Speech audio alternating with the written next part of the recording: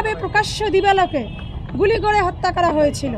সকল তথ্য প্রমাণ থাকা সত্ত্বেও তৎকালীন অন্তর্বর্তীকালীন সরকার এই নির্মম নৃশংস হত্যাকাণ্ডের সাথে জড়িত আসামিদের গ্রেপ্তার করতে পারেনি কিংবা করেনি, যার ফলে খুনিরা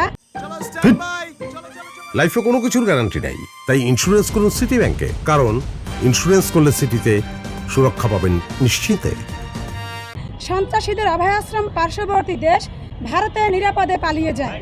অন্তর্বর্তীকালীন সরকারের উপদেষ্টারা আমাদেরকে প্রতিশ্রুতি দিয়েছিলেন এই ঘৃণ্য নারকীয় হত্যাকাণ্ডের বিচার তারা করবেন, কিন্তু দুঃখ ভারাক্রান্ত হৃদয়ে আপনাদের সম্মুখে আজকের সংবাদ সম্মেলনে উপস্থিত হয়ে জানাতে হচ্ছে 7 মাস অর্থাৎ 218 দিন অতিবাহিত হওয়ার পরেও এখন পর্যন্ত চার্জশিট দাখিল করতে পারেনি তৎকালীন অন্তর্বর্তী সরকার ও বর্তমান বিএনপি সরকার। ফলে আমরা আশঙ্কা করছি বিচারিক কার্যক্রম দীর্ঘায়িত করার মধ্য দিয়ে প্রকৃত খুনি এবং খুনের পরিকল্পনায় জড়িত পিছনের কুশীলবদের আড়াল করার পায়তারা চলছে। আমরা এই ঘৃণ্য কর্মকাণ্ডে ক্ষুব্ধ এবং মর্মাহত। জাতির দর্পণ, প্রিয় সাংবাদিকবৃন্দ, আপনাদের মাধ্যমে দেশবাসীকে অবগত করার লক্ষ্যে আজকে আমি শহীদ শরীফ ওসমান বিন হাদির বোন মাসুমা হাদি ভাই হত্যার বিচারের দাবি নিয়ে এখানে এসেছি। এর পূর্বে নির্বাচিত সরকারের স্বরাষ্ট্র এবং আইনমন্ত্রীকে ইতিমধ্যে তদন্ত প্রতিবেদন 18 বার পেছানোর বিষয়টি অবগত করে একটি স্মারকলিপি দিয়েছি। স্মারকলিপির একটি কপি প্রতিবেদনের জন্য আপনাদের সরবরাহ করা হবে।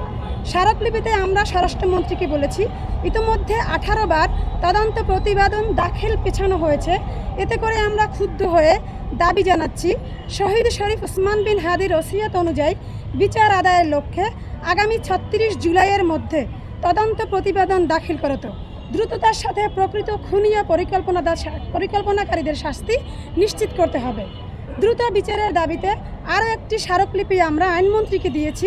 সেখানে দ্রুত বিচার নিশ্চিতের জন্য তার সোচ্চার ভূমিকার প্রতিশ্রুতি দাবি করেছি।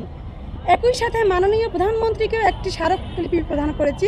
আমরা বিশ্বাস করতে চাই সরকার শহীদ শরীফ ওসমান বিন হাদির হত্যাকাণ্ডের দৃষ্টান্তমূলক বিচার নিশ্চিত করে নজির স্থাপন করবে, যেন আর কোনো দুষ্কৃতিকারী বাংলাদেশের দেশপ্রেমিক কোনো বিপ্লবীকে হত্যার দুঃসাহস না করে।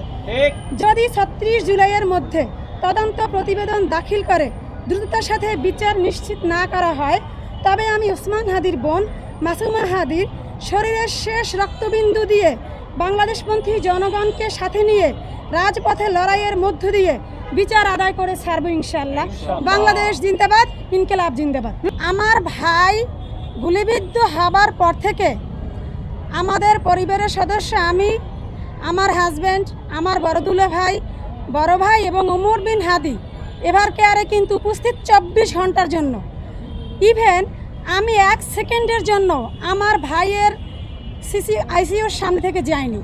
আমাদের কাছে কেউ কোনো মামলার বাদী নিয়ে আসেনি, একদম স্পষ্ট কেউ আসেনি। আমরা এখন আপনারা অনলাইনে যেটা দেখতেছেন আমরাও দেখতেছি। আমি যখন পোস্ট করছি, আমার আইডি যখন পাবলিশ করা, যখন দেখছে শহীদ ওসমান হাদির বোন সেই ঝালকাঠির নলসিটি থেকে ওসমান হাদি হত্যার বিচারের দাবিতে আমি কিন্তু প্রথম শাহবাগে বসে যাওয়ার ডাক দিয়েছিলাম, আপনারা জেনে থাকবেন। পরবর্তীতে আমি যখন দেখলাম আমাদের মাননীয় শিক্ষামন্ত্রীর বক্তব্যের জের ধরে শিক্ষার্থীদের শান্তিপূর্ণ আন্দোলনে এখানকার ফ্যাসিস্টরা ঢুকে পড়েছে, সরকার পতনের একটা পায়তারা চালাচ্ছে, তখন এটাকে আমি ক্যান্সেল করেছি দেশের স্বার্থে। আমার ভাই শহীদ ওসমান হাদি হলো আমার ছোট ভাই। আমার আব্বা মারা যাবার পরে আমার বড় ভাই উনি নলসিটির বাইরে থাকতেন, এই জন্য আমি গার্ডিয়ান। পারিবারিকভাবে আমি ওমরের এবং ওসমানের গার্ডিয়ান, আমার বড় ভাই দূরে থাকার কারণে। আমি জীবিত থাকতে আমার ভাইয়ের বাদী অন্য কেউ কেন হবে? যদি আমি না বলি সেটা ঠিক আছে, আমার কাছে তো কেউ আসেনি।